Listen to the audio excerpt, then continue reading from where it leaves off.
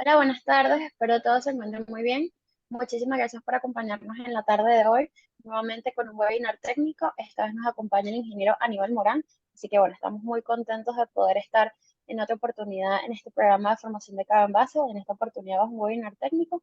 Y bueno, le damos las gracias a todos los que se inscribieron y los que nos acompañan en esta tarde.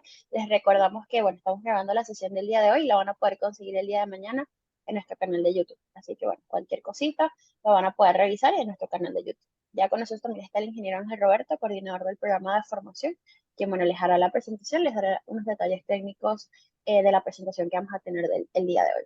Les recordamos que cada base siempre ofrece su espacio virtual para programas de formación, no solamente webinars, sino también tenemos cursos mensuales y ahorita tenemos un diplomado que se llama Bootcamp en Diseño, Desarrollo y Tecnología en Envases, Empaques y Embalajes.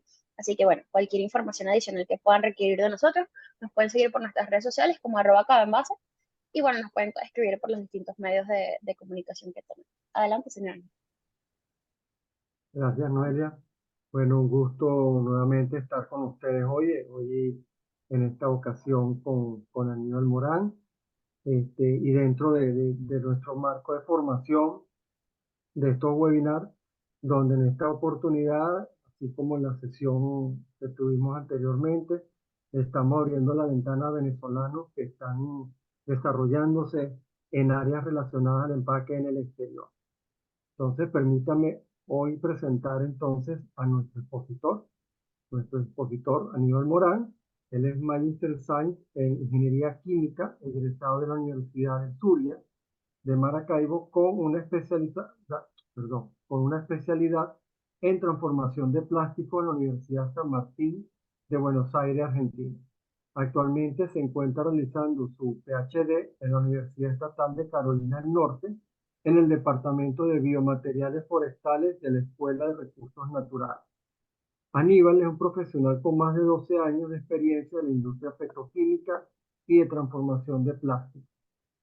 Dentro de sus principales actividades ha tenido como 2 años como ingeniero de procesos en la planta de polietileno lineal de baja densidad de Polinter, Poliolefina Internacional de Estados Unidos en Venezuela, 6 años como líder de investigación en Indesca, 3 años como ingeniero de desarrollo en Arcolor, fábrica de concentrado de color para plásticos en la provincia de Buenos Aires, y 2 años como supervisor de investigación y desarrollo de compuestos termoplásticos en Prince, fábrica de compuestos de PVC.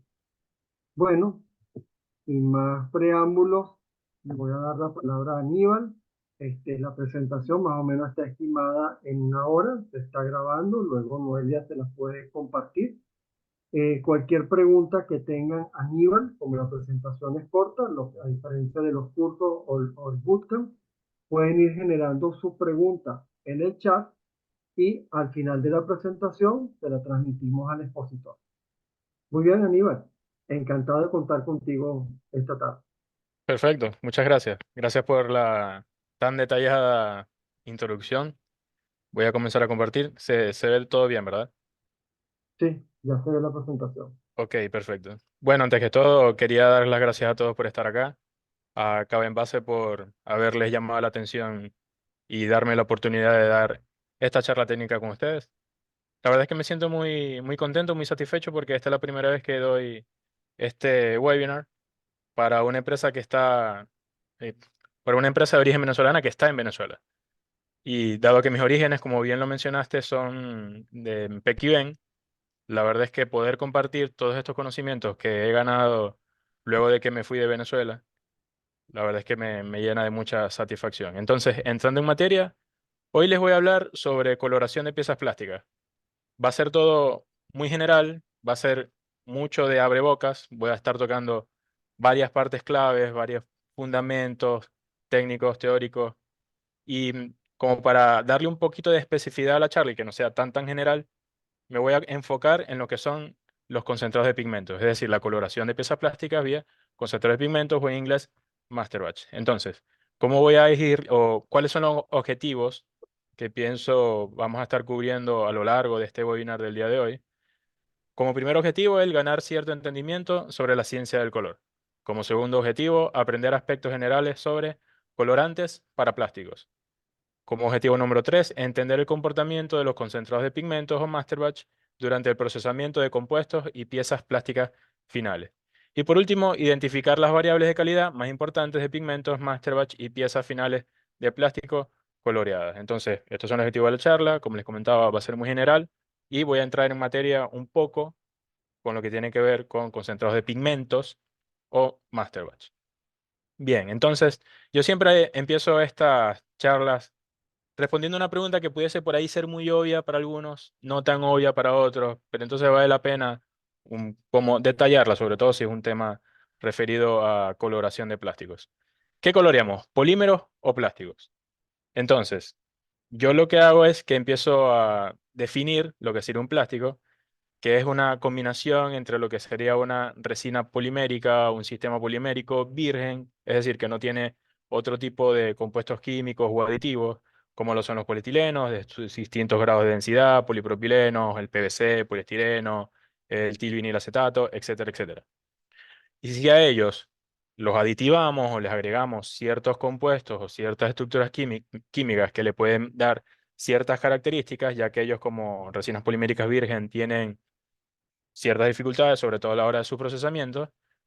Y además de estos aditivos, hacemos pasar de esta mezcla con lo que conocemos como un proceso de transformación, sea un termoformado, extrusión, soplo de película, laminado, inyección, rotomoldeo, etcétera, vamos a obtener una pieza de plástica final. Con lo cual, esta pregunta inicial se responde en que coloreamos son polímeros para obtener un plástico, es decir, el color o lo que le da el color, en este caso un pigmento o una tinta, es parte de ese sistema polimérico, es parte de esa pieza plástica final.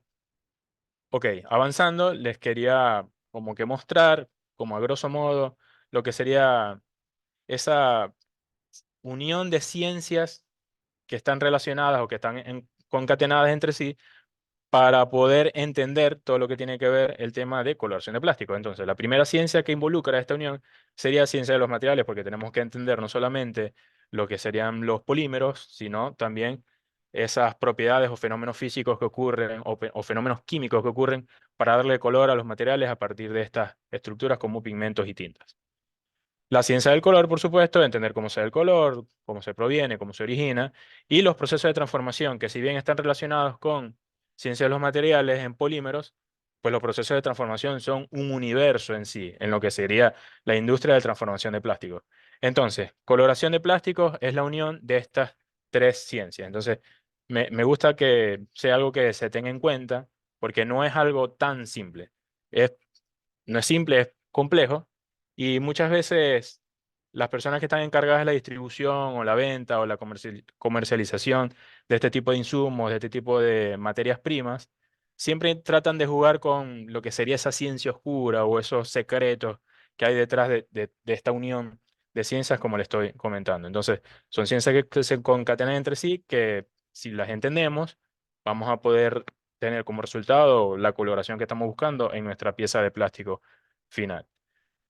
Entonces, aquí les muestro un esquema simple de lo que sería la cadena de valoración de plásticos, comenzando con el origen de los recursos naturales, ya sea que a la entrada en la petroquímica podamos alimentarla con gas natural licuado o con gas licuado de petróleo, para luego hacerlo pasar por el proceso de olefinas y así obtener ese etileno o ese propileno a partir de estos, digamos, corte de refinación y luego esas olefinas hacerlas polimerizar para obtener las poliolefinas o estas resinas vírgenes como el polietileno, el polipropileno. ¿Dónde está la parte de coloración? Bueno, estaría entre la producción de la resina polimérica y los procesos de transformación. Ahí es donde estaría ubicado dentro de la cadena lo que serían los concentrados de pigmento en este caso como materia prima o como material necesario para obtener una pieza plástica fina. Muy bien. Voy a entrar de lleno o a empezar hablando sobre el espectro electromagnético, esto como para entrar en lo que sería la introducción de lo que sería la ciencia del color. El espectro electromagnético que se conoce o se puede definir como la distribución energética del conjunto de segmentos de ondas electromagnéticas que nos vendrían, por ejemplo, de una fuente de luz como sería el sol o la radiación solar.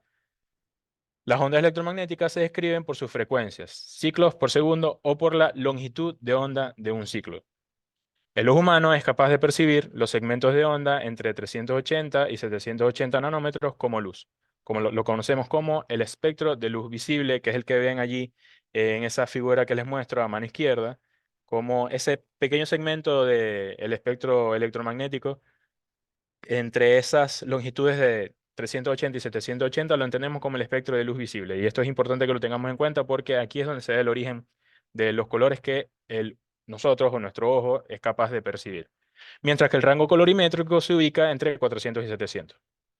Entonces, esto es el espectro electromagnético, tengámoslo en cuenta. Y ahora quería darles una definición en general en lo que es el color. Muchas veces nos lo podemos haber preguntado, a lo mejor en nuestras cabezas tenemos más o menos una definición de lo que puede ser el color, pero a mí me gusta dar esta porque es bastante general y abarca como los aspectos más importantes. Entonces, es la percepción sensorial que tiene nuestro cerebro al recibir las señales que le envían los ojos a nivel de la retina, donde células receptoras, conos y bastones, son estimuladas por los rayos de luz reflejados y absorbidos por un cuerpo, según la longitud de onda, como les comentaba, de estos rayos o de estas que provienen de estas fuentes de luz, como por ejemplo el sol. Y algo importante que hay que decir sobre lo que es el color o cómo lo percibimos es que es un fenómeno subjetivo, es decir, no todos vamos a poder o no todos vamos a tener la capacidad de describir un color igual. Siempre va a haber alguna diferencia, porque esa percepción de este fenómeno puede variar en función de nuestro estado de ánimo, si estamos cansados, si estamos descansados, cómo nos sentimos, si estamos pasando por un buen momento, por un mal momento. Entonces, es un fenómeno subjetivo, es algo que se necesita o que digamos, en los orígenes de lo que es la colorimetría se necesitaba poder caracterizar y poderle asignar números para poderlo hacer reproducible y que un producto final pudiese tener siempre el mismo color como parámetro de calidad. Entonces, quedémonos con esto, el color es la percepción de color es un fenómeno subjetivo. Bien, ahora, ¿qué es la ciencia del color? La ciencia del color es básicamente la unión de tres fenómenos o de tres aspectos muy importantes que se conocen como la teoría del color, donde estarían la fuente de luz, como les comentaba, el sol es un ejemplo, es el ejemplo más importante que tenemos en nuestro día a día. El observador, que podemos ser nosotros, o puede ser un equipo cuya función es medir el color o darle una característica numérica al color. Y el objeto, que sería lo que está, em, perci- que sería lo que da ese color que estamos percibiendo, que queremos medir. Vamos a definirlo rápidamente. La fuente de luz sería esa energía emitida en el espectro electromagnético, ya sea luz diurna, fluorescente, incandescente, etcétera. Hay distintas fuentes de luz. El observador, que por ejemplo puede ser los humanos, o detectores fotosensitivos de equipos como los espectrofotómetros, que ya vamos a hablar un poco más adelante sobre los que son los espectrofotómetros. Y el ojo, que es lo que es iluminado con energía y cómo éste interactúa con ella. Entonces, algo que hay que tener en cuenta es que para que se dé la percepción del color, esta tríada se tiene que mantener en un constante estado de interacción. Si falta una de las tres, no hay color. Tienen que estar las tres siempre para que pueda haber color o puede haber percepción del color. Bien, de los tres voy a especificar el objeto. Los tres componentes de la triada voy a hablar específicamente del objeto porque los pigmentos son el objeto y vamos a hablar más adelante a qué me refiero.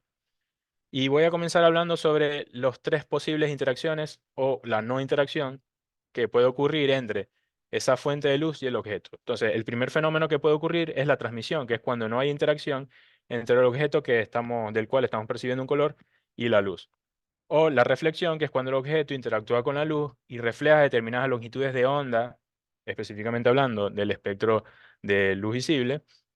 Y la absorción, que es cuando el objeto interactúa con la luz absorbiendo algunos segmentos de la longitud de onda. Entonces, ya aquí comienzo a entrar en lo que sería ese mecanismo de la formación del color.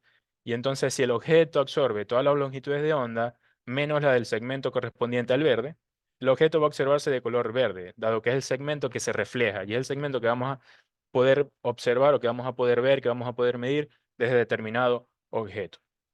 Sin embargo, si el objeto refleja todas las longitudes de onda del espectro de luz visible, o del rango colorimétrico, se va a percibir con color blanco. Entonces, todo color blanco o todo pigmento que damos de color blanco es un objeto que está reflejando todo el espectro colorimétrico. Y lo opuesto es cuando el objeto absorbe todo el segmento correspondiente al rango colorimétrico, entonces el objeto lucirá de color negro. Entonces, para que más o menos lo puedan relacionar, ustedes saben que si en un día muy soleado, donde hay mucho sol, donde hay mucha irradiación de este tipo de energía, salimos con ropa negra, nos va a dar mucho calor. Y es que ese objeto o esa ropa negra con esos pigmentos negros están absorbiendo todo este rango colorimétrico que al fin y al cabo es energía. Entonces comenzamos como que a sentirlo como con más calor. Entonces, eso, físicamente hablando, el mecanismo se refiere a eso. Los pigmentos, como cualquier forma de objeto, como les comentaba, tienen la propiedad tanto de absorción como de reflexión. Y pigmentos que tengan 100% de transmisión no tendría como que por ahí mucho sentido práctico. Entonces, el objeto en este caso serían los pigmentos. Y vamos a ver por qué, en dónde el sistema polimérico entra en estas definiciones. Ok, aquí les traigo lo que yo llamo un pop-up quiz número 1. Aquí la dinámica, para que no sea simplemente un monólogo de mí hablándoles sobre este tipo de cosas que por ahí pueden sonar un poco tediosas. Y yo les voy a lo largo de la charla, les voy a proponer algunas preguntas y yo quisiera que ustedes participen y en el chat digan las respuestas, lo que ustedes creen puede ser la respuesta. Entonces, ¿de qué se trata el primer pop-up quiz? Sería, el ojo humano es capaz de observar solamente el segmento del espectro electromagnético correspondiente al rango colorimétrico. Hay dos opciones, verdadero o falso. Entonces, si gustan, pueden participar en el chat, escriban qué les parece, es verdadero o falso. Yo les voy a dar unos 15 segundos para que puedan participar. Y ahí, a medida de lo que vayan respondiendo, que estas son cosas que acabo de decir hace 5 minutos, así que no son preguntas muy, muy complejas, esta idea de la pop-up quiz. Entonces ya quedan pocos segundos. Vamos a ver qué respondieron en el chat. Tiempo Sí, ya tienes cumplido. algunas respuestas. A ver, vamos a ver qué nos respondieron. Verdadero. Respondió Antonio Panisi. Verdadero, verdadero, verdadero, verdadero. Y bueno, alguien respondió falso, lo cual, bueno, es válido, es verdadero y falso. La respuesta correcta es falso. ¿Por qué? Porque el ojo humano es capaz de percibir el segmento de ondas entre 380 y 780 nanómetros como luz, espectro de luz visible, mientras que el rango colorimétrico se ubica entre 400 y 700 nanómetros, con lo cual podemos percibir segmentos que corresponden a la luz ultravioleta y el espectro infrarrojo, como ojo humano. ¿Ok? Esto ya se los acabo de mencionar. Eh, voy a, voy a confesar de que estuve como confundiendo un poco los términos desde que les mostré la parte del espectro electromagnético, porque cuando yo hablo del rango colorimétrico es solamente ese segmento donde están estos segmentos de luz visible donde están los colores que podemos ver. Pero el espectro de luz visible, que es lo que nosotros somos capaces de ver, abarca un poco más, tocando partes o segmentos de longitudes de onda de la luz ultravioleta y del espectro infrarrojo. Entonces, este es el primer pop-up quiz. Creo que tengo 5 a lo largo de toda la charla.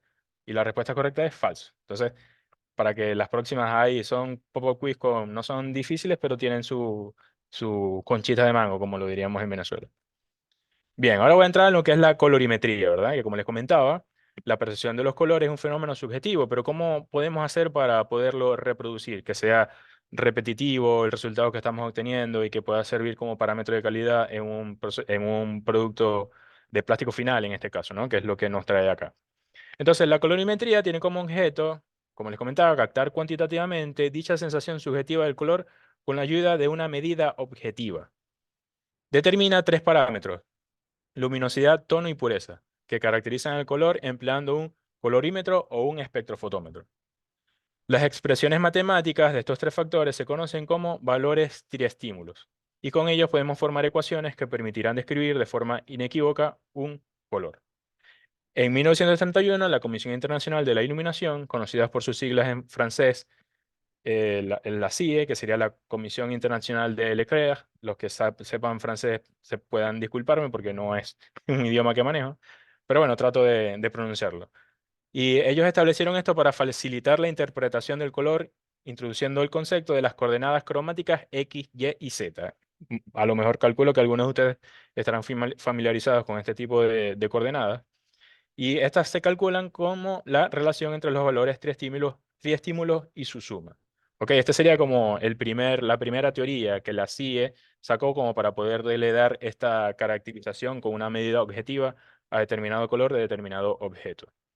Entonces, acá les muestro un esquemita. Este sistema, el X y Z, que a su vez está basado en tres colores primarios ideales, no los colores reales, que serían el rojo, el verde y el azul, donde los demás se obtienen como la mezcla de estos y con lo cual puede construirse el diagrama de cromaticidad que les muestro en la imagen a su mano izquierda. Sin embargo, este sistema tenía algunas deficiencias y la Comisión Internacional de la Iluminación lo fue corrigiendo a lo largo de los años y fue que en el año 1976 sacaron el espacio o la teoría de los espacios de color conocida como la CIE 76, donde el color se define mediante las coordenadas L, A y B, donde L expresa las diferencias entre la luz, donde sería luz completa sería 100 y el valor de oscuridad sería 0, en L, mientras que A y B son las coordenadas de cromaticidad.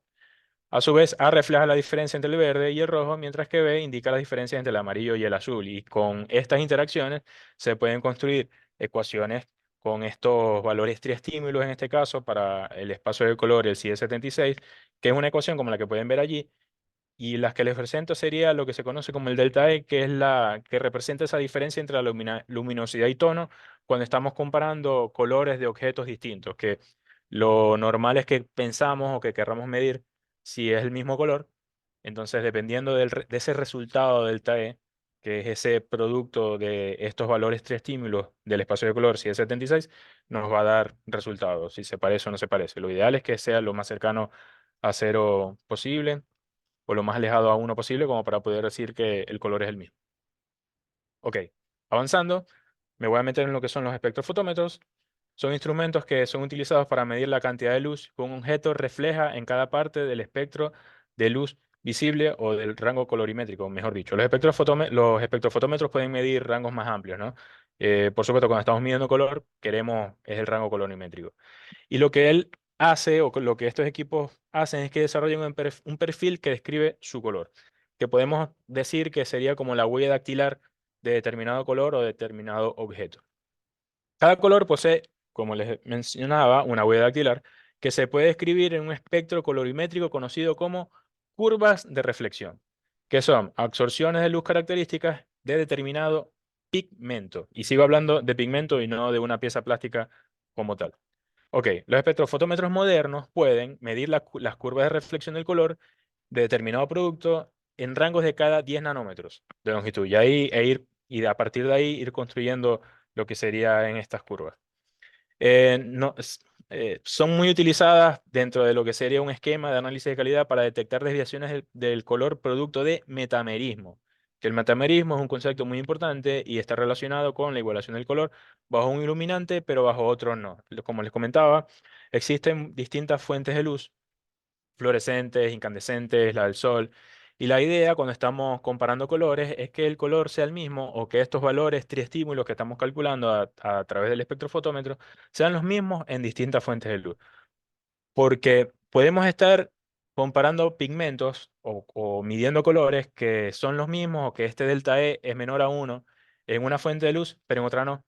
Cuando eso ocurre, estamos en presencia de metamerismo. Entonces, ya vamos a entrar un poquito más en detalle en lo que serían estos temas de colores en función de los pigmentos. Y bueno, también ya me había adelantado, pueden utilizarse como herramienta para el control de calidad. Esto sería un ejemplo de una curva de reflexión.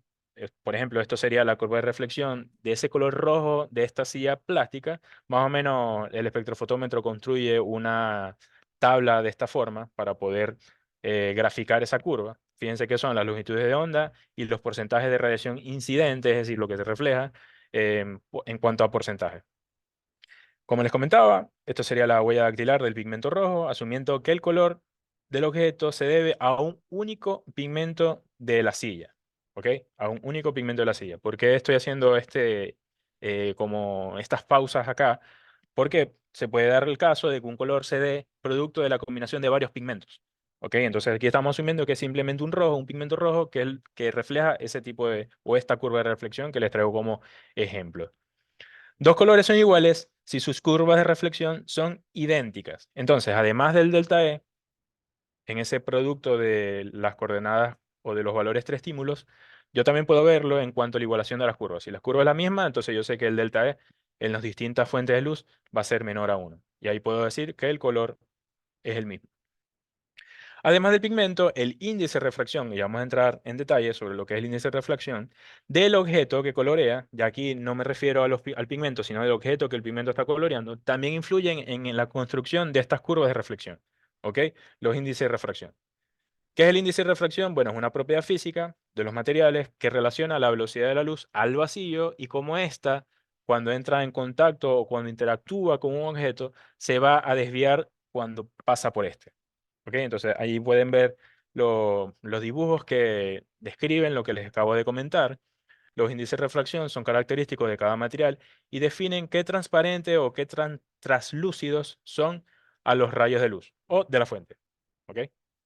Los puntos de la curva de reflexión, como les comentaba, son el resultado de las interacciones tanto del colorante como de la resina coloreada con determinada fuente de luz. Entonces, es importante el índice de refracción y hay en lo que sería teoría básica de polímeros, sobre todo en polímeros semicristalinos, donde los índices de refracción se ven muy relacionados.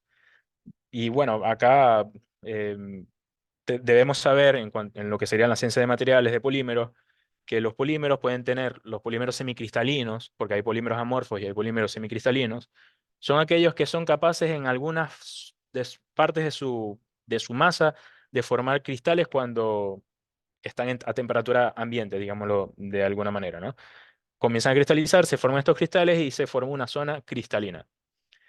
Entonces, ¿qué es lo que ocurre? ¿Y por qué les traigo esto a colación? Es porque la zona amorfa tiene un índice de refracción distinto al de la zona cristalina. Entonces, cuando se da esta competencia de índice de refracción, el material comienza a verse traslúcido.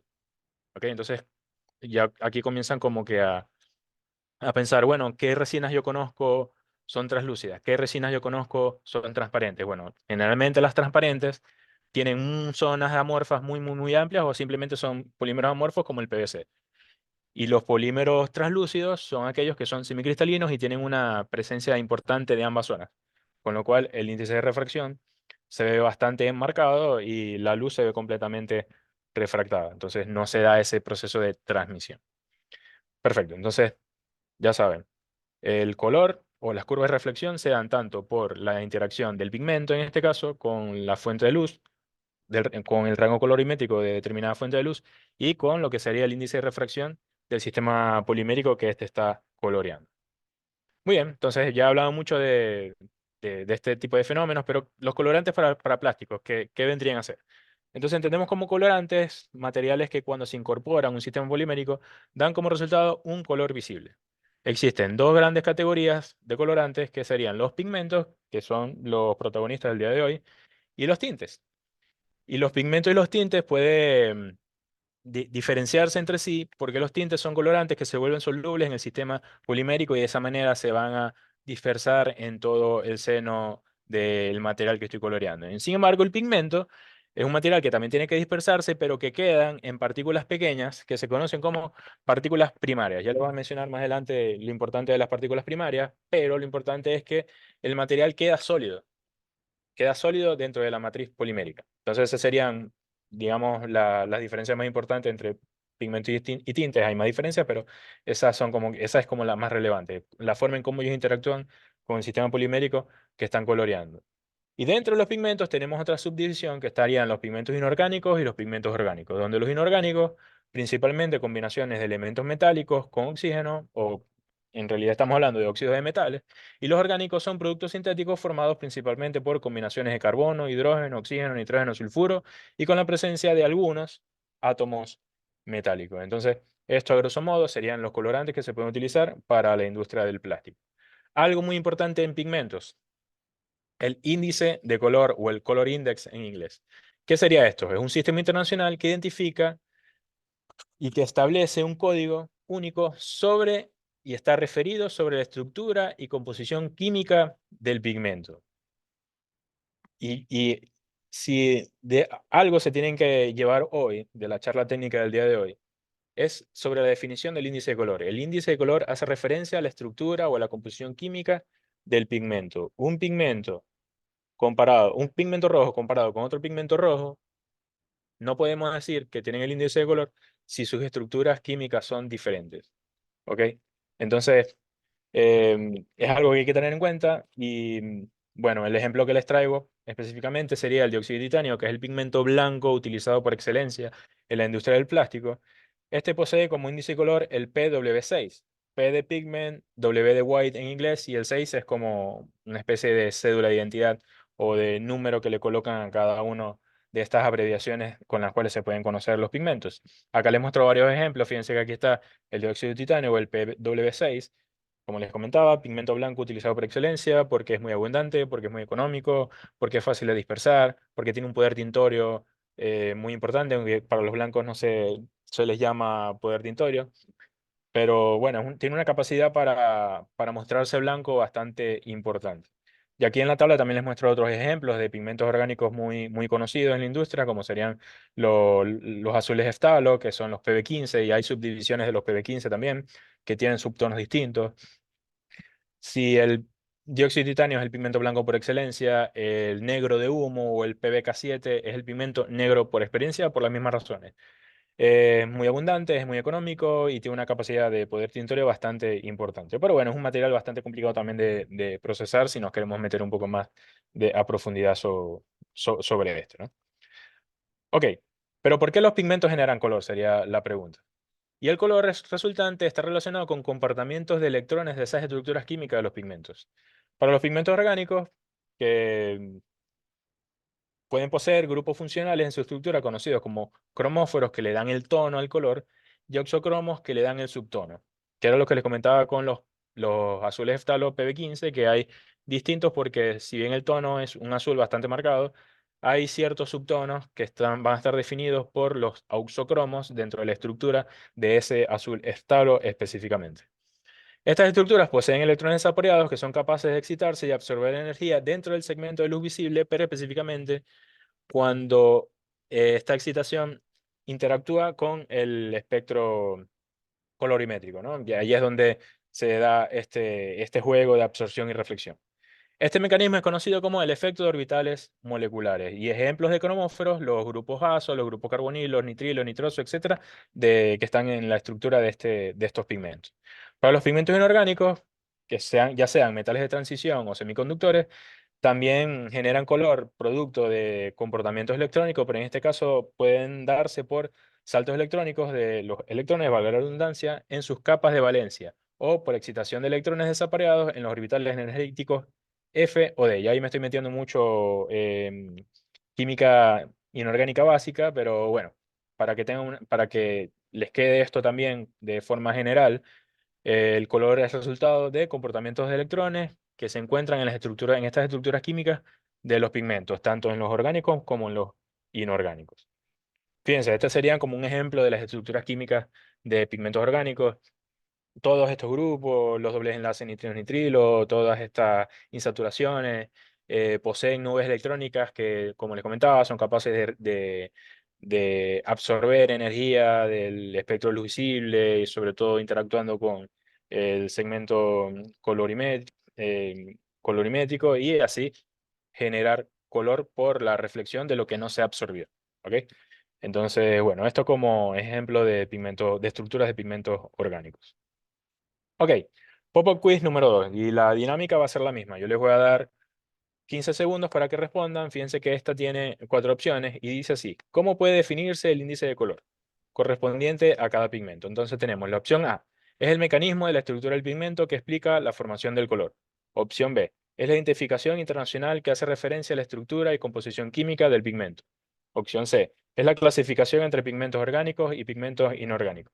U opción D: es el resultado entre la interacción del pigmento y la luz respecto a la absorción y la refracción. Entonces les voy a dar 15 segundos, vayan participando en el chat, vayan colocando cuál es la opción, la acción que ustedes creen. Espero que no hayan visto, pero me adelanté un poco sin querer. Ya quedan 5 segundos, sigan respondiendo, ahí veo que están escribiendo en el chat. ¿Cuál es la opción que para ustedes es la opción correcta? Muy bien, tiempo cumplido, vamos a ver qué respondieron. Opción B, opción B, opción B, opción B, opción B y perfecto. Alguien escribió la opción A, pero la mayoría escribió que es la opción B. Y la respuesta correcta es la opción B, y la verdad es que hice bastante hincapié, el índice de color hace referencia a la estructura y composición química y es una identificación internacional para poder entender o para poder saber de qué pigmento estamos hablando en el día a día dentro de la industria. Bien, importante, propiedades de pigmentos. Y voy a empezar con lo que sería la dispersabilidad, que es fundamental para, para definir la calidad de un pigmento, ¿no? Como producto. Entonces, yo les comentaba que algo importante dentro de los pigmentos sería lo que entendemos como la partícula primaria, que sería la estructura sólida de menor tamaño y que la unión de varias partículas primarias genera lo que conocemos como un aglomerado. Entonces, ¿cuál es la lógica durante la coloración, cuando estamos coloreando con pigmentos? Que mi producto, que las partículas primarias del pigmento que estoy utilizando para colorear mi producto estén bien distribuidas y bien dispersas en todo su seno. No pueden estar, por supuesto, ni mal distribuidas ni mal dispersas, ni mal distribuido y bien disperso, no. Tienen que estar las dos. Tienen que ser bien distribuido y bien disperso. Y como les comentaba, esto es una em, característica de calidad de los pigmentos porque mientras mejor sea o mientras más se deje el dispersar, mejor va a ser, porque dispersar significa, por ejemplo, consumo de energía, ¿no? O el uso de maquinarias especiales para este fin. Entonces, de eso se trata la dispersabilidad, por supuesto, mientras mayor sea la capacidad de este pigmento de poder dispersar sus partículas primarias, mayor va a ser su fuerza o poder de tintoreo o poder tintorio. Porque mientras más partículas primarias hayan dispersas en todo el seno, mayor va a ser como que ese poder del color de verse, ¿no? Del objeto. Algo que también es importante sería el tamaño de la partícula, en este caso la partícula primaria del color. Fíjense que acá les muestro una comparación de tamaños de partículas de distintas estructuras. Fíjense que los dióxidos de titanio pueden estar en el rango de lo que serían las longitudes de onda del espectro de luz visible. Fíjense que hay pigmentos orgánicos que son tan chiquitos que pueden incluso tener tamaños de virus. Fíjense lo pequeños que son estas partículas primarias de algunos pigmentos orgánicos. Los pigmentos inorgánicos pueden ser un poco más grandes, incluso hasta 10 veces más grandes que un pigmento orgánico como medida general. Es decir, los pigmentos orgánicos suelen ser más grandes y también el tamaño puede responder qué tan fáciles de dispersar son. Entonces, los pigmentos inorgánicos, aunque me estoy adelantando porque se los voy a mencionar, los pigmentos inorgánicos son, en términos generales, más fáciles de dispersar que los pigmentos orgánicos. Entonces, bueno, avanzando, cuando hablamos de tamaño de partícula, también hay que hablar del área superficial. Fíjense que hay una relación entre tamaño de partícula, diámetro de partícula y el área superficial, en donde mientras más pequeña sea la partícula, mayor puede ser el área superficial que esta va a cubrir, siempre y cuando esté bien dispersado. Es decir, que esas partículas que esos aglomerados de pigmento estén bien rotos, estén bien dispersados en todo el seno de la estructura del producto plástico que estoy coloreando. Bien, ahora voy a pasar en lo que serían esas propiedades de resistencia. Tenemos resistencia al calor, resistencia química, resistencia a la intemperie, solidez a la luz. Fíjense que hay una clasificación que va de excelente, bueno, leve y pobre. Y la interpretación sería cómo el cambio del color del pigmento puede verse afectado por este tipo de fenómenos a lo largo del ciclo de vida del pigmento, tanto durante la producción de este como cuando lo estamos utilizando para colorear determinada pieza de plástico donde tenemos extrusoras, hay esfuerzo de corte, hay temperaturas, hay presiones, los sistemas poliméricos también, o sea, son o ácidos o básicos, también tienen su pH y los pigmentos tienen que ser resistentes a estas condiciones. Cuando ya tenemos coloreado el producto final y es un producto que va a estar utilizado en la intemperie, es decir, va a estar en contacto con humedad, va a estar en contacto con polvo, con los rayos del sol de forma constante a la luz del día. Y bueno, también la solidez a la luz que tienen que ver con esto, pero no solamente con comportamientos en la intemperie, sino también con la luz de indoor, lo que sería dentro de un determinado espacio, ¿no? ¿Qué ocurre cuando el pigmento se degrada? Cuando el pigmento se degrada, hay un cambio en su estructura química, con lo cual lo que originalmente era su índice de color ya no lo va a ser. Entonces, esos cambios del color, dado la degradación, se deben a cambios en la estructura química. Entonces, lo menciono de esta manera como para que el concepto de índice de color se les siga quedando en la cabeza. O sea, siempre que hay una degradación, hay un cambio de estructura, y cuando hay cambio de estructura en un pigmento, no es el mismo índice de color. Ya es otra cosa. Podrá seguir generando color, pero no era lo mismo que era en un principio. Bien, avanzando, algo muy importante, sobre todo en productos en contacto con alimentos, en envases coloreados que tengan contacto con alimentos, es el uso de pigmentos que tengan aprobación FDA. ¿Ok? Por ejemplo, pigmentos inorgánicos a base de metales pesados, de óxidos de metales pesados, imposible, no se pueden utilizar en contactos con alimentos. Están prohibidos por completo por la FDA. Entonces, es algo que hay que tener en cuenta, ¿no? Luego tenemos estabilidad del procesamiento, que ya tiene que ver durante un proceso de extrusión, donde un pigmento puede tener incluso hasta 2 ciclos de transformación, porque si vamos a colorear a partir de un master batch, él va a pasar por un proceso de transformación. Y luego cuando ese master batch lo agregamos en la extrusora que utilizamos para el producto final, va a pasar por otro proceso de transformación. Entonces el pigmento tiene que ser estable a ambos procesamientos, o a lo que sería el ciclo completo de procesamiento. Estabilidad en el uso final porque, bueno, una vez está el producto producido, tiene que seguir manteniendo su color. Si no, sería claramente un problema de calidad del producto. Y que tenga resistencia a solubilizar o la migración. Esto sobre todo, hay pigmentos que migran porque hay ciertas incompatibilidades con el sistema polimérico. Es algo que hay que tener también en cuenta, ya lo voy a mencionar más adelante. Y es importante esto, evitar que se den los fenómenos de migración, pero es algo que sobre todo se tiene en cuenta cuando estamos coloreando con tinta. Entonces, bueno, hasta acá con propiedades de pigmento. Acá les muestro unos ejemplos de hojas técnicas de datos de pigmento. Fíjense que describen el índice de color, les dan sus distintas resistencias, sus distintas estabilidades, incluso unas les dan unas recomendaciones de aplicación.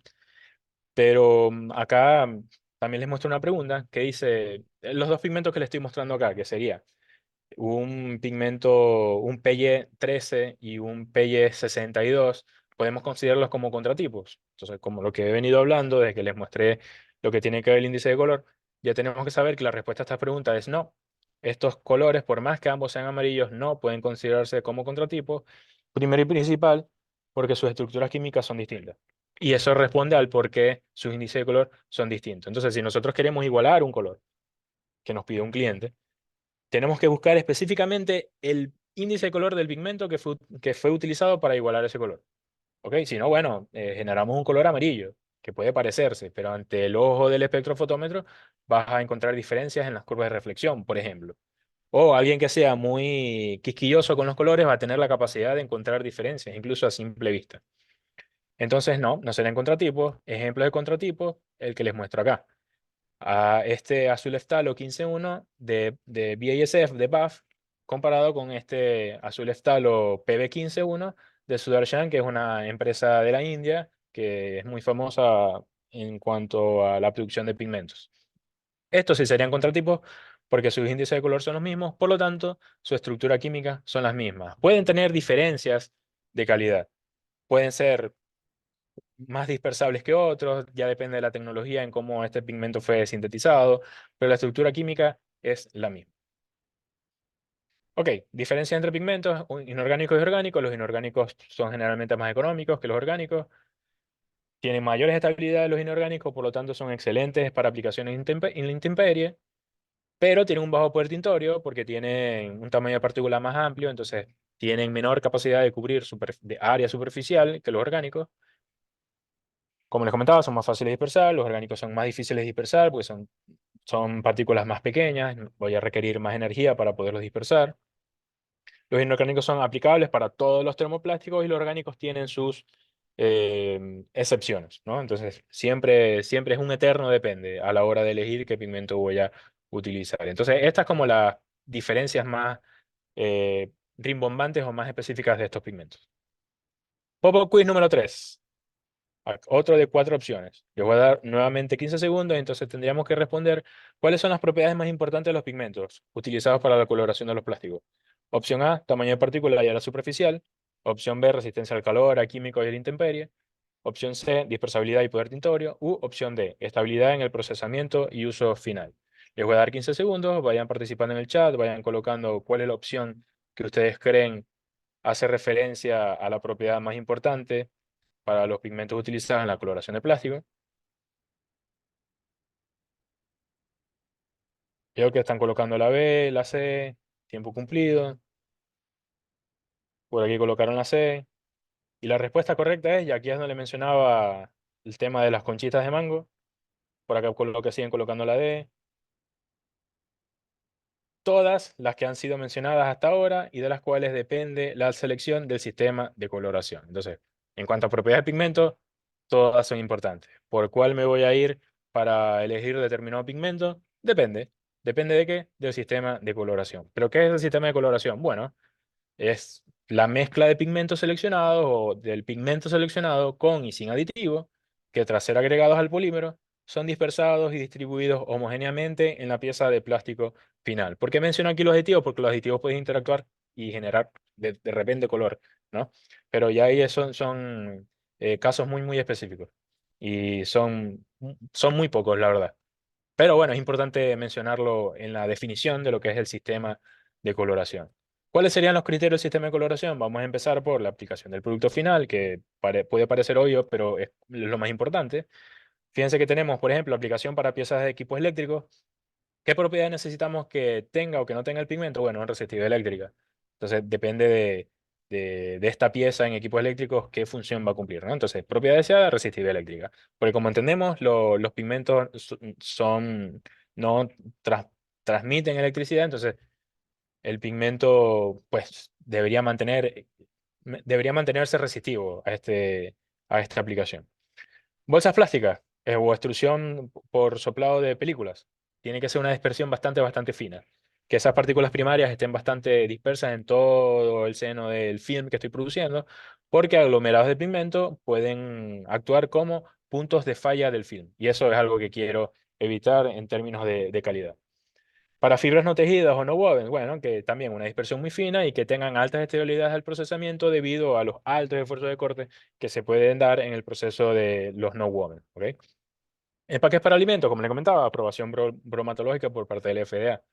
Plásticos blancos a la intemperie, que la estructura del dióxido de titanio que estoy utilizando sea no catalítico a reacciones termooxidativas. Ya estoy un poco más específico en el tema de los dióxidos de titanio, porque existen dos estructuras, las rutilo y las anatase. Y cuando estamos diseñando un artículo final que va a estar en intemperie, tenemos que elegir la estructura que no genera estos fenómenos catalíticos que, si mal no recuerdo, en este momento tengo una laguna mental, creería que es la anatase, es la que no tiene este efecto catalítico. La de rutilo sí, y la rutilo es más cara. Perdón, la de rutilo es más económica, que la anatase puede ser un poquito más costosa. Ok, y último ejemplo, en aplicación de autoparte de inyección, que sean pigmentos con altas estabilidades a la luz y que tengan la característica de non-warping. Non-warping en inglés tiene que ver con los fenómenos de alabeo y de encogimiento.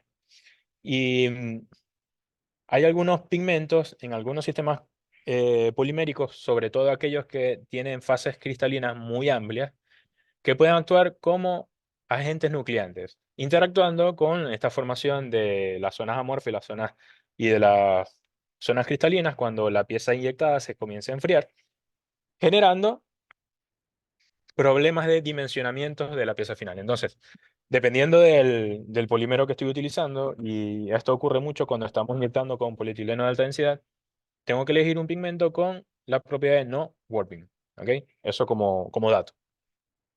Bien, segundo criterio, método de coloración a utilizar. Entonces, aquí les traigo algunos ejemplos, que sería teñido previo, que es cuando mezclamos toda la resina, los PET, o si está en polvo, con el pigmento en polvo y le damos algún mezclado. Generalmente no utilizo pigmentos orgánicos en este tipo de técnicas porque no voy a tener la capacidad completa de dispersar.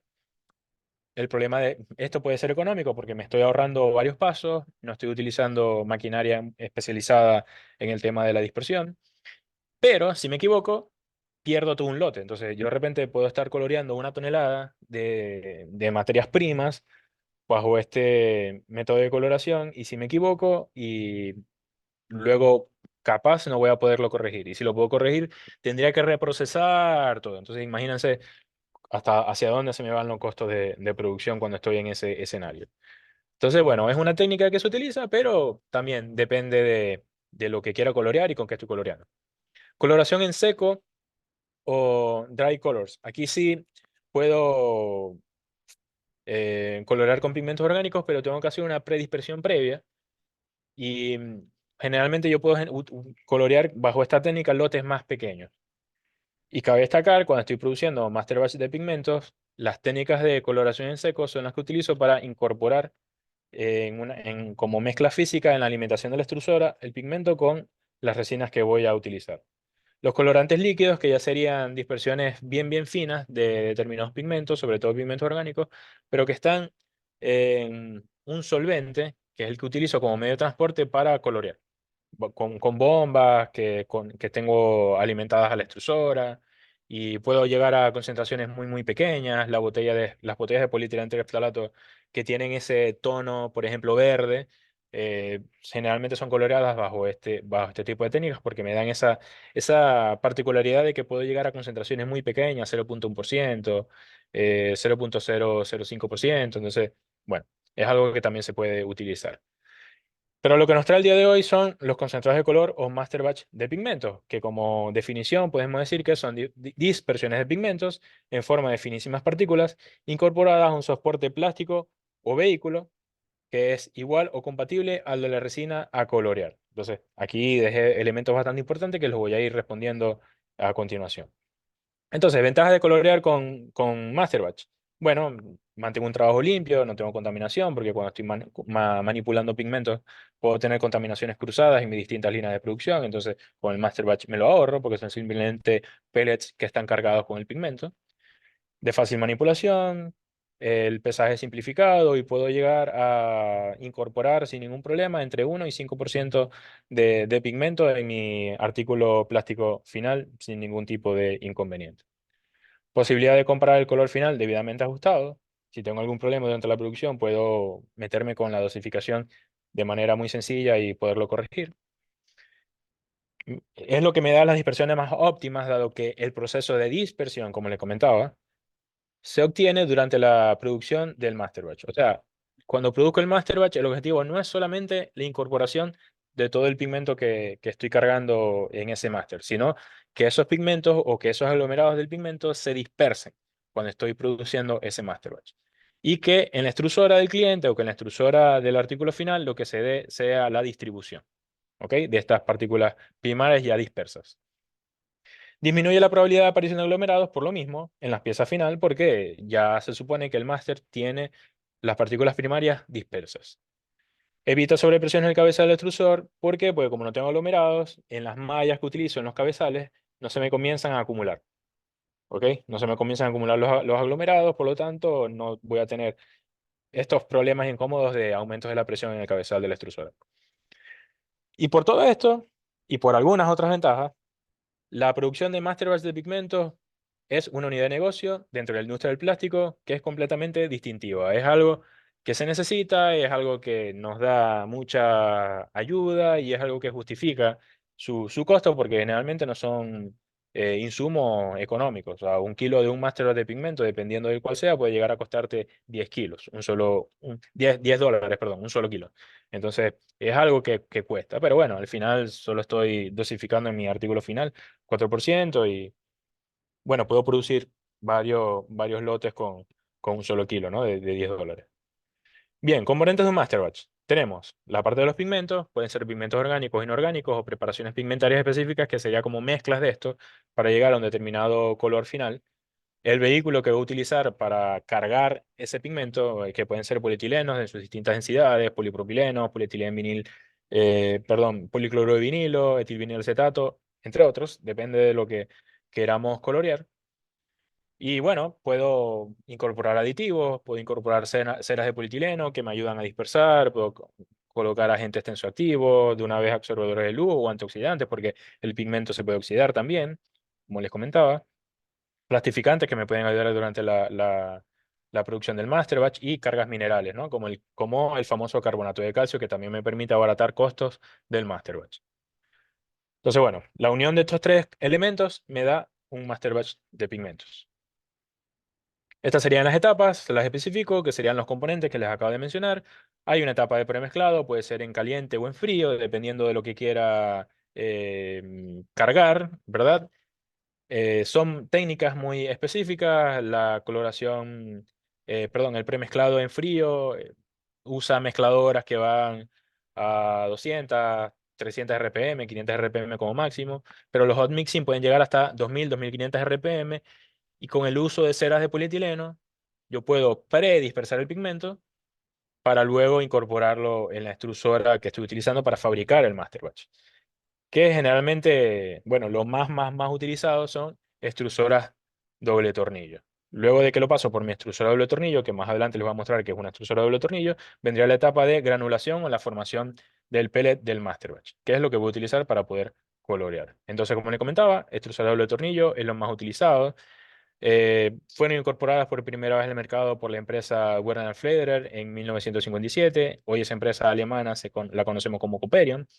El primer modelo de estas extrusoras fue corrotante con tornillos que interactuaban entre sí, la ZSK, que serían las siglas por sus nombres en alemán, y fueron construidas por primera vez por el ingeniero mecánico Rudolf Erdmengar. ¿Ok? Entonces, algo importante acá serían que tienen zonas de transporte como una extrusora monotornillo normal y zonas de amasado, que tienen estas unidades que son las que permiten aumentar los esfuerzos de cizallamiento que necesitamos para poder dispersar los aglomerados de las partículas primarias del pigmento. Aquí les muestro dos videos. Esta primera parte sería la zona de sólidos de esta extrusora doble tornillo. Fíjense cómo interactúan entre sí los tornillos. Pueden estar, como les comentaba, pueden ser corrotantes o no, que eso tiene que ver con el sentido del giro. Fíjense que acá ya comienzo a mostrarles lo que sería la zona de plastificación. Fíjense cómo acá, estamos produciendo un pigmento verde. Fíjense cómo queda el interior de la extrusora. Como se podrán imaginar, limpiar esto para pasar de un color a otro es una prueba de circo, es complicadísimo, es lo que más se lleva tiempo y los costos de producción dentro de lo que sería el negocio de la producción de master batch de pigmentos, porque por supuesto, si yo tengo contaminaciones de un lote previo, por allí si la contaminación es mínima, voy a tener igualaciones de color en una fuente de luz, como les comentaba, pero en otra no. Y entro en lo que sería el metamerismo. Entonces, como también se podrán imaginar, si nos vamos a esta definición de las estructuras químicas, si tengo distintas estructuras químicas, el índice de color es otro. Entonces, el color que estoy obteniendo como resultado es otro. Bien. Pop-up quiz número 4. ¿Cuál es el método de coloración que ustedes creen es el más utilizado en la coloración de plásticos? Cuatro opciones: coloración en seco, colorantes líquidos, master batch de pigmentos o teñido previo. Les doy 15 segundos para que puedan participar. ¿Cuál creen ustedes es el método de coloración más utilizado en la industria de coloración de plástico? C, me dicen, me escriben la C, la C, la C, la C, la C. Perfecto. La mayoría escribió la C y la verdad es que por- para hablar el día de hoy de otra técnica de coloración no tendría mucho sentido si estamos hablando de master batch de pigmentos. Y esta pregunta, por supuesto, nos da como resultado que la coloración vía master batch de pigmentos es la técnica más utilizada para colorear dentro de la industria del plástico. Y aquí, a grosso modo, en términos generales, pueden ver esta distribución de torta, donde los master batch se llevan más del 60% de, de la aplicación. ¿Ok? Pop-up quiz número 5, y aquí esto los puse seguidito. ¿Puedo fabricar master batch de pigmentos con extrusoras monotornillo? Opciones: verdadero o falso. ¿Qué creen ustedes? ¿Se puede o no se puede fabricar master batch de pigmentos con extrusoras monotornillo? ¿Verdadero o falso? Esta es la última pregunta, se los prometo. ¿Verdadero, falso, falso? Bueno, tiempo cumplido. Les voy a dar la respuesta correcta. Varios escribieron verdadero, varios escribieron falso. Había como una distribución en cuanto a la opinión. La respuesta es verdadero. Sí lo puedo hacer, pero depende. Como todo, en realidad, en todas las decisiones que tenemos que tomar en nuestro día a día en la industria del plástico. Depende. ¿Depende de qué? Del porcentaje que quiero cargar, del tipo de pigmento que quiero cargar. Generalmente, si es un pigmento inorgánico, solamente 20%, un master batch al 20% de un pigmento inorgánico, lo puedo hacer perfectamente, no hay ningún problema. Pero si me voy a ir, por ejemplo, 40% de negro de humo, olvídenlo. Y me fui al caso más extremo, porque el negro de humo Es una partícula muy chiquita con unos aglomerados muy difíciles de dispersar, por lo tanto, las extrusoras doble tornillo, porque tienen que ser doble tornillo, que utilizo son extrusoras muy agresivas, con muchas zonas de amasado, con una configuración muy específica. Entonces, bueno, eso como para que lo tengan idea. Sí se puede, pero tiene que ser algo muy simple de poder dispersar, porque es allí la clave de todo esto. Ok, criterio número 3, clase de polímero a transformar, y es que hay compatibilidades entre el pigmento, la estructura química del pigmento y el polímero que quiero colorear, y no solamente el que quiero colorear, sino el vehículo que quiero utilizar. Entonces, tengo que tener esto en cuenta, ¿verdad? Si voy a colorear un polietileno, qué pigmento puedo usar. Esta tabla que les muestro acá es un ejemplo. O sea, por supuesto, esto puede ser mucho más grande porque variables hay infinitas entre tipos de pigmento por su estructura y sistemas poliméricos que puedo colorear. Y por supuesto, también tengo que tener en cuenta la compatibilidad entre el vehículo que estoy utilizando para cargar mis pigmentos y el sistema polimérico que quiero colorear. Entonces, esta tabla también es un ejemplo muy general. Fíjense que me clasifica desde 1 hasta 5 esa compatibilidad. Fíjense que colorear polietileno de alta densidad con un master batch con un vehículo de polietileno de alta densidad es posible, no hay ningún problema, es algo que se puede hacer. Pero, no sé, para buscarles un ejemplo, un PVC con una poliamida, imposible. No se puede, no puede ocurrir, puede haber un proceso de degradación, de entrecruzamiento, todo un problema. Entonces, este es algo que hay que tener en cuenta. Último criterio, el proceso de transformación. Y como ustedes entenderán, cada proceso de transformación tiene su velocidad de cizallamiento específica, donde los procesos de inyección son procesos de transformación bastante agresivos, con velocidades de cizallamiento bastante amplias, y a la hora de seleccionar el pigmento, yo tengo que elegir uno, si es para inyección, que tenga altas estabilidades al procesamiento. ¿Ok? Eso como ejemplo. Entonces, todos sabemos, los polímeros termoplásticos actúan como fluidos pseudoplásticos en lo que tendría que ver con estas teorías de viscosidad, de fluidos newtonianos, no newtonianos. La primera zona de las curvas de flujo que se definen con la viscosidad y los esfuerzos de deslizamiento. La primera zona, que es la zona newtoniana, es donde medimos el índice de fluidez, ese parámetro importante dentro de la industria del plástico. Entonces, bueno, es algo que hay que tener en cuenta, la velocidad de formación. Fíjense que incluso dentro de una extrusora pueden haber velocidades de formación importantes en lo que conocemos como la luz, que es ese espacio que queda entre el filete del tornillo y la camisa, que es donde se dan las velocidades de formación más importantes. Para dispersar pigmentos durante la producción de un master batch, yo me veo favorecido por los esfuerzos de corte que me generan las zonas de amasado, por eso son tan importantes.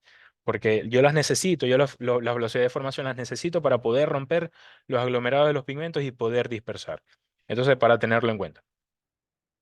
Bien, un caso de estudio tenía que ver con la pérdida del efecto brilloso de la tapa de un jabón líquido, que es una pieza inyectada, tras el uso de master batch de color con pigmentos perlados. Los pigmentos perlados son pigmentos especiales que interactúan con la luz de otra manera, porque estos no serían como unas partículas esféricas, sino como por decir, una especie de láminas que cuando se colocan 90 grados o perpendiculares a lo que sería la irradiación de la fuente de luz, se va a ver ese efecto brilloso, porque en ese punto se va a ver 100% reflexión de todo el espectro de luz que le está llegando, ¿no? Entonces se ven esos puntos brillosos. Entonces, dicho master batch había sido utilizado en partidas anteriores sin presentar ningún problema, es decir, la misma formulación ya se había empleado y todo andaba perfecto para darle ese efecto brilloso al casco de Darth Vader, en este caso de este envase de champú.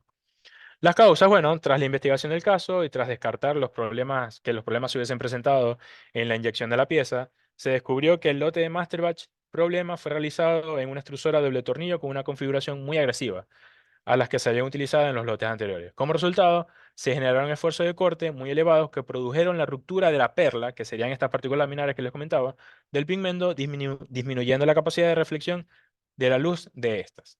Entonces, ¿cuál fue la solución? Bueno, utilizar máquinas con bajo esfuerzo de corte al no necesitar altos grados de dispersión, porque este tipo de pigmentos son fáciles de dispersar, durante la producción del master batch perlado. Entonces, como para que vean cómo esas claves que les comenté pueden generar este tipo de problemas y cómo los podemos solucionar. Entonces, son cosas que habría que tener en cuenta cuando utilizamos este tipo de pigmentos especiales. Entonces, bueno, ya para ir terminando, estoy un poquito pasado. Esto sería como un formulario de solicitud para una igualación de color, es decir, que un cliente le llegue a un transformador o a alguien que quiera comprar un master batch de pigmentos y le tiene que dar información sobre el sistema que quiere colorear, el vehículo que necesita utilizar, el proceso de transformación que utiliza, las temperaturas de operación, em, y bueno, cualquier otra información que sea requerida que nos permita establecer el sistema de coloración como se los acabo de describir con estos cuatro criterios importantes. Entonces, en cuanto a ensayos de calidad, fíjense que los podemos dividir en dos, como en cualquier industria. Recepción de materia prima, que serían las materias primas que yo voy a utilizar para fabricar mi master batch, pigmentos, tintes, las resinas que voy a utilizar. También se mide el índice de fluidez bajo la STMD 238, como en cualquier otro punto de la cadena de plástico. Se le tiene que medir la humedad a los pellets porque puede interferir con la producción del master batch. Se miden las densidades aparentes y los tiempos de flujo porque tienen que ver en cómo el master batch va a dosificarse en la extrusora del cliente cuando somos nosotros los que estamos produciendo el master batch. Se mide también el tamaño del pellet, el número de pellets por gramo, que también tiene que ver con la densidad aparente.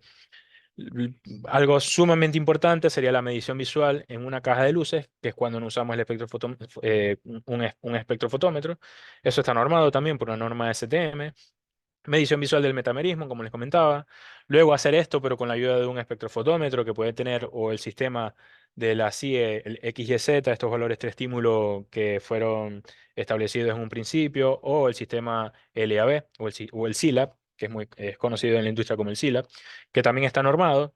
El poder tintorio, como les comentaba, es algo que también se mide. La evaluación de las dispersiones, por ejemplo, cuando estoy produciendo un film, yo necesito que ese master batch esté muy bien disperso.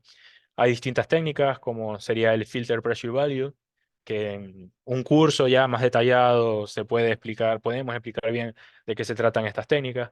Y también la medición de la estabilidad dimensional por pigmentos de especies inyectadas, como les comentaba, generalmente que sean low warping, ¿no? En producto final, bueno, muchas de estas técnicas de análisis de calidad también se repiten, pero también de repente si quiero medir el contenido de cargas en mi master batch o si quiero medir la carga de dióxido de titanio que tengo en un master batch blanco, se puede hacer bajo contenido de ceniza, métodos de evaluación de grado de dispersión en pigmentos y de negro de humo ya en una pieza final. También se puede hacer con un microscopio, se corta, se cuentan el número de agregados que quedaron en la pieza final y bueno, de esa manera poder caracterizar mi pieza final. Entonces, bueno, esto es todo lo que les traje hoy. Creo que hubo momentos en los que hablé muy rápido, pero por suerte va a quedar grabado y lo pueden repasar con más calma si hay algo de la información que les di el día de hoy que más les interesó. No sé, Noelia, si tenemos tiempo para alguna pregunta que quede. La verdad es que me pasé un poco. Pero bueno, creo que Tranquila. los que les traje hoy, por ahí les pudo responder algunas preguntas que podían tener en su día a día, ¿no? Bueno, ahorita tenemos una pregunta en el chat, no sé si quieren hacer alguna otra pregunta, pero te la leo. Esto es de la empresa Formacol. Dice, ¿qué tipo de pigmentos orgánicos e inorgánicos son más estables a altas temperaturas en el proceso de inyección e inyección soplado? Acá utilizamos temperaturas en el usillo de 200 a 250 grados centígrados. Sí, por darles ejemplos, los establos son bastante estables. Creo que pueden resistir hasta 250 grados de temperatura durante el proceso de transformación. Es importante entender que el que sintetiza o el que produce el pigmento determina la estabilidad de la temperatura cuando por determinado tiempo, creo que son 5 minutos como ellos lo establecen, el tiempo, la estructura química de ese pigmento queda invariable, es decir, mantiene su índice de color. Y ahí ellos pueden establecer, bueno, soporta esta temperatura. ¿Y por qué hago referencia a esto? Porque la hoja técnica puede decir, no, sí, él soporta 250 grados. Entonces tú lo dejas allí dentro de la extrusora a 250 grados, y la extrusora parada, por supuesto, 1 hora, 2 horas, se va a degradar, se va a degradar. Entonces, la hoja técnica hace referencia a ese valor, pero en determinado tiempo. ¿Ok? Es como para responder también tu pregunta, pero hay pigmentos orgánicos como los pigmentos de ftalos que soportan altos grados sí, altas temperaturas, ¿verdad? Hay otros que no, pero en eso hay que recurrir a la hoja técnica para saber bien cuál tenemos que utilizar.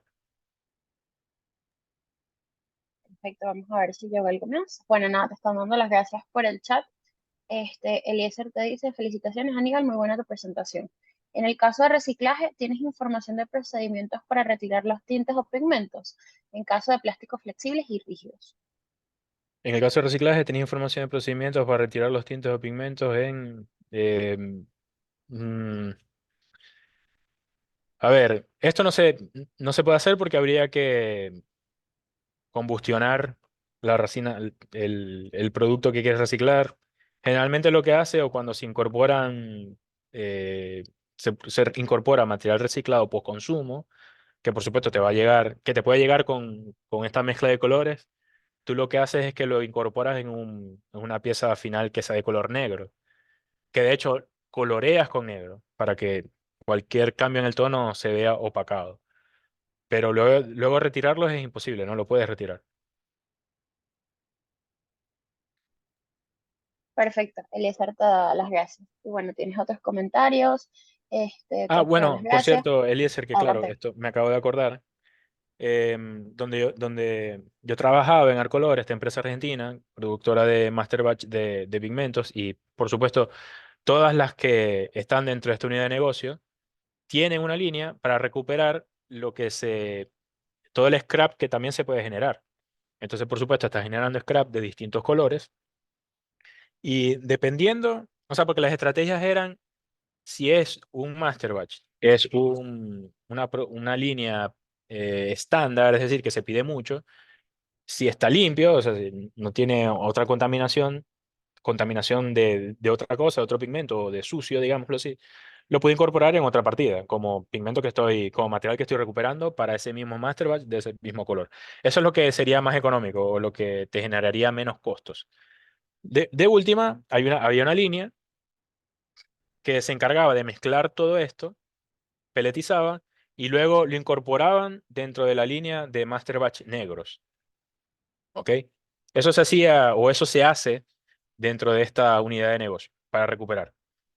Y material post-consumo ellos no compraban, no consumían, digamos, era algo que a mí me hubiese encantado hacer, pero que luego lo hice en Prince, pero era eso, era alimentarlo en sistemas con colores negros, para que estas diferencias de los tonos no se vean. Ujú. Perfecto. Bueno, nada, los otros son comentarios de felicitaciones, de gracias por la excelente presentación. Bueno, yo creo que a pesar de que fue una hora, creo que fue bastante contenido y bueno, es una Sí, abrebocas el tema. Esperamos, bueno, poderte tener nuevamente aquí con Canvas y bueno, poder profundizar un poco el tema. Bueno, si puedes dejar de compartir pantalla para tratar de sí. tomar una foto con las personas que nos están acompañando el día de hoy para, bueno, ponerlo en nuestras redes sociales. Así que, bueno, les pedimos a los que puedan colocar o prender sus cámaras para que, bueno, podamos tomar esta fotito y, bueno, darte las gracias nuevamente, Aníbal, por no solamente contactarnos, sino, bueno, tu disposición de estar con nosotros, como lo dijiste en un inicio, poder, pues, bueno, compartir un poco de tu conocimiento con, con personas aquí en Venezuela que también están interesados en ingeniería de empaque y, bueno, específicamente en el tema de coloración de envases plásticos. Así que bueno, para nosotros es un placer tenerte aquí. Bueno, esperamos que puedas participar en próximas actividades. Y bueno, nada, cada envase es tu casita a lo lejos. Y bueno, Mm. siempre que lo necesites estaremos aquí a la hora. Pero No, bueno, gracias, ahora gracias, que Noelia. ya, Gracias, Noelia, por tus palabras. Gracias a todos por estar acá. Gracias por haberme escuchado por esta hora. A veces tiendo a hablar muy rápido, pero también por eso, porque quiero cumplir con la hora y por ahí metí mucha información, pero si no, es como para cerrar tranquilo, la idea en que general. cuando esté el video en YouTube lo van a poder pausar Claro, y lo van a cualquier poder pausar. cosa van a poder retroceder. Pero bueno, vamos a Le bajan la aprovechar. velocidad de reproducción. Exacto. Vamos a aprovechar que, bueno, prendieron las cámaras para tomar una fotito, sonrían. Eso, perfecto. Bueno, nada, no me queda más sino darle las gracias a todas las personas que se quedaron con nosotros, acompañándonos. Sé que, bueno, ya es hora para que muchas personas salgan de su horario laboral aquí en Sí. Venezuela. Pero bueno, gracias por acompañarnos. Van a recibir por correo electrónico una pequeña encuesta de satisfacción para conocer sus comentarios al respecto de la actividad del día de hoy, para, bueno, seguir mejorando nuestro programa de formación. Y bueno, siempre están invitados a este tipo de actividades y a las demás actividades de formación de Canvas y nos complace nuevamente tenerlos por aquí. Veo caras conocidas, así que bueno, les mando un Mm. saludo y espero que todos tengan feliz tarde por donde estén. Chao, muchas gracias a todos.